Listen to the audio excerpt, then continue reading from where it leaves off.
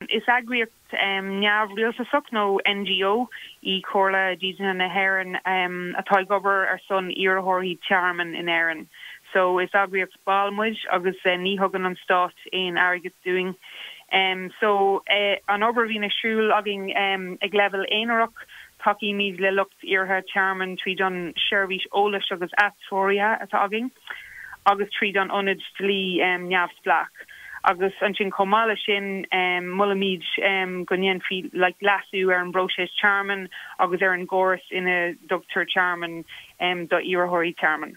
An féideat sin dún faoi cuasaí go Dídeanaithe na hÉireann go generalta in Éirinn sa látá nniuán agus an chumparáid idir nniu agus an amthú thart sa nócadí ceapa nóair a thosaigh níos mó Dídeanaithe ag teach go hÉireann.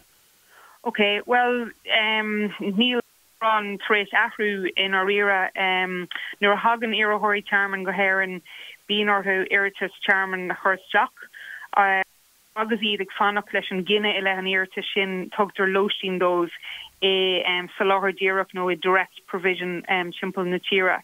So bíonn siad ina gcónaí mar shampla sean óstáin nó sean flochar agus fáin gach na fásta €9 agus 10 cent gach seachtain. Comhairle Bailey.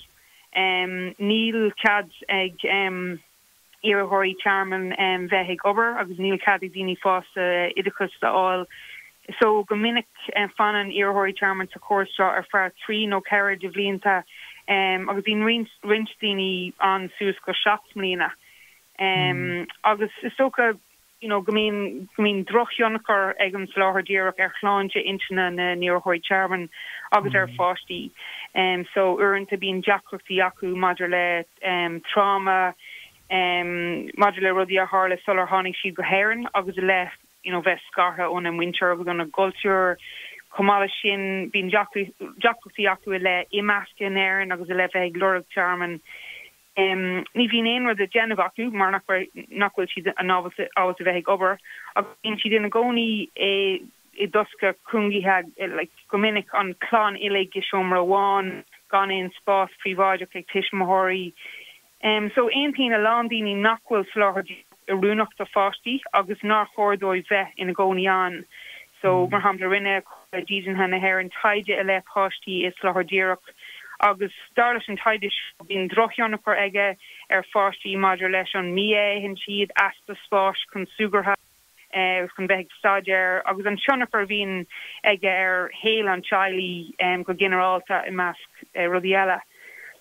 So an seo hugging de March tá Day of Action á agrú ag Comhairle Dídeanaithe na hÉireann ar fud na tíre chun brú a chur an rialtas deara a chur leis láthair díreach. Agus is féidir níos mó ólas áil ag www.irishrefugeecouncil.ie nó ar an leathanach Facebook End Institutionalised Living. Céimhéid Dídeanaithe atá in Éirinn aniu ó liscut agus céimhéid Dídeanaithe a bhíon ag lorg tearman in Éirinn chuile bliain?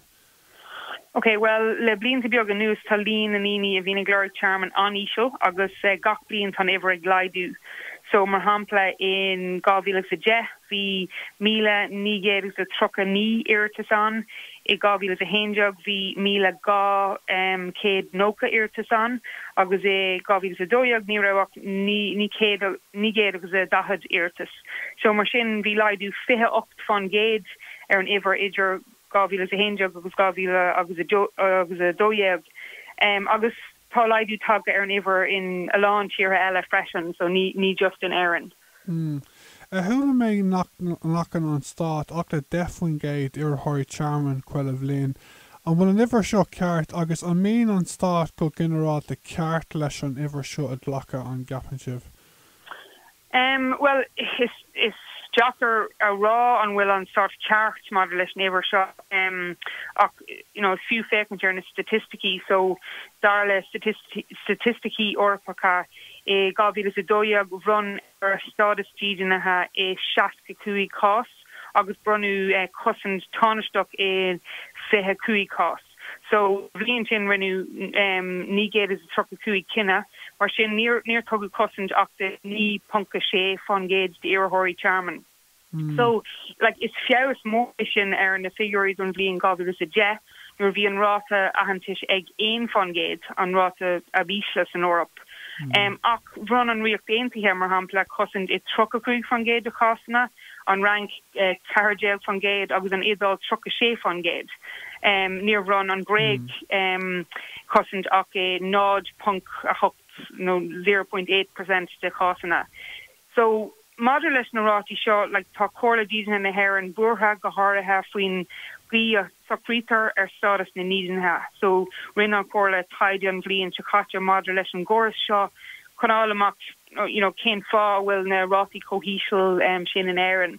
Agus difficult to believe an tanam a bhí ar an tuairis go fáiltíú.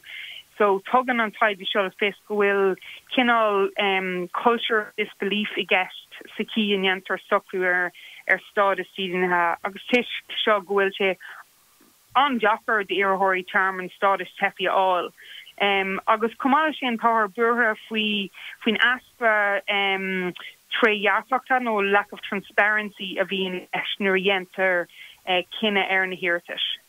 Sin go hintach ní sibh ag fáil muoinú an stát, so is ionach rud é go bhfuil an spéir goibh chun leanann de roig. An bhfuil an féideat ólas nó sunraí a thuirtúin faoin day of action atá goibh an seachann se hiún le aá? Se bhfuil tá sé tarlú ar an March agus so i maiile clia mar hampla tá daoine ag bailú lasmuide Leinster House ag ceithú chun a héin. Chun i ggéirí brú a chur an rialtas stop a chur le sa láthadíireach agus tá rudí eile ag tarlú ar fudin tíre mar hampla sílam is Agallamh agus i Gorcaig agus is féidir níos mó ólas áil má héon tú go dtí Irish Refugee Council.ie tá ólas le fáil an sin agus tá seola email an agus is féidir email a chur chun níos mó ólas áil agus tá ólas ar Facebook comá. So táidig súil go maiid slú mór daoine an chun chatrucht a thuirt ag an rialtas nachfuil daoine sás le seo agus nachfuil muidir géirí féchann siar i gceann fiche bliain agus ará conas ar hála seo agus conas ar ligmuid don cinál rud seo tarlúint. An bhfuil sibh sásta leis an méid airgid a bhaine d'iarrthóirí tearmann €9 gach seachtain?